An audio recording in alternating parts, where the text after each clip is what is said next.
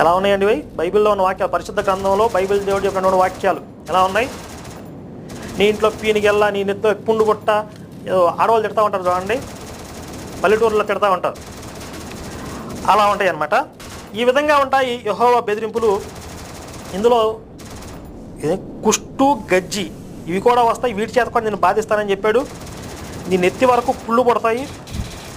ఇంకా జ్వరం చేత, మంట చేతన, మహాతాపం చేత నిన్ను హింసిస్తాను, బూజు చేత నిన్ను కొడతానని చెప్పి ఏంటో ఇక ఒక విచిత్రమైన పదప్రయోగం చేశారండి. బూజు చేత కొట్టడం అంటే ఎలా కొడతాడనే విషయం నేను జాన్ రాజుని కూడా అడిగాను, ఆయన చెప్పలేదు.